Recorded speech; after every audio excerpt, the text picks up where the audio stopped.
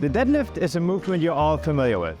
And even though it's pretty simple and straightforward, there are a lot of mistakes to be made when we lift the barbell off the floor. My name is Chris, head coach of the program, and in this video we're going to cover how to optimize your lift off for the deadlift. Now, why is the lift off such an important part of the deadlift?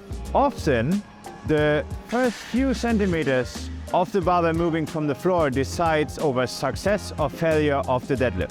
And once you lose your tension or don't maintain your back, it's really hard and mostly impossible to regain it during the lift. We will be covering now drills, techniques, and all the things you need to know in order to get it right. Let's start with technique. Here are 5 things you always need to take into consideration when approaching the barbell for your deadlift. First, always apply a tight grip on the barbell. That can either be a hook grip or a mixed grip. Using these grip variations allows you to apply a tight grip to the bar, and your grip is less likely to limit your deadlift. The second is a deep diaphragmatic breath. That means you want to push as much air into your stomach as possible to create as much intra-abdominal and intrathoracic pressure as possible. The third is the actual position of the start. And here we are looking for a triangle with your knees, hips a bit higher and shoulders the highest.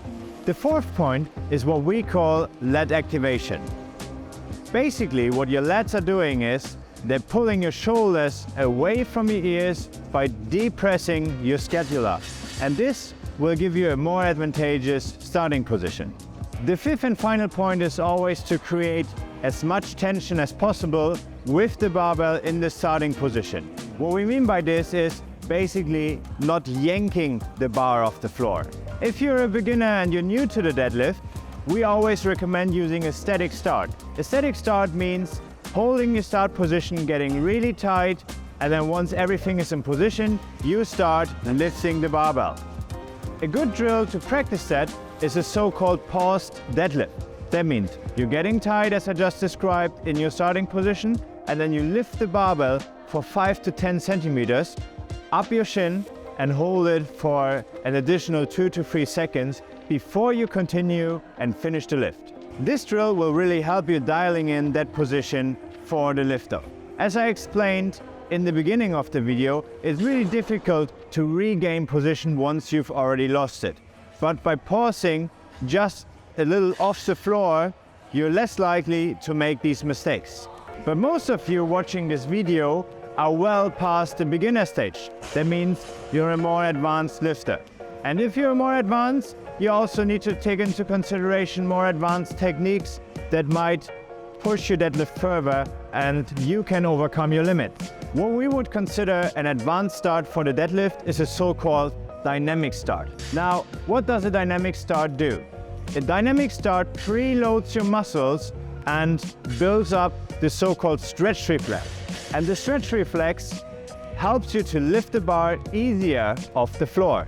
Now, there are multiple different ways to do a dynamic start. But here are 2 different ways we would advise to try out and see if they suit you. One is a technique we call tight hamstrings. With the tight hamstrings, you're setting up with your hips in a high position so your hamstrings experience a stretch and your back and spine is slightly rounded. The next step is grabbing the barbell and now you pull yourself into position. Now you're taking a deep breath, as we just explained in the beginning with the diaphragmatic breath where you push the air down and really tighten your core.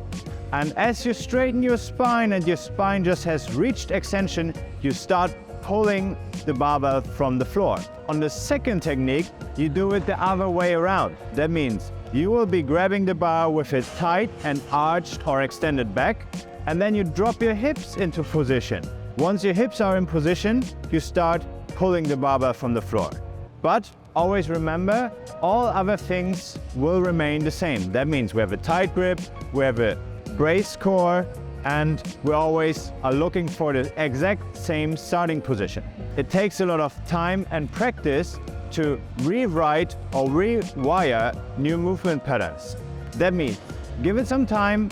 Obviously try it out first with lighter weights, and try to film yourself, review the video, and see if you got it right and if you maybe found a new starting technique that suits your style. That concludes our deadlift lesson for today. I hope you have learned something new, and if you give these techniques a try, let us know in the comments down below how it went. Here you will find a playlist that takes you to even more lessons and tutorials. See you in the next video.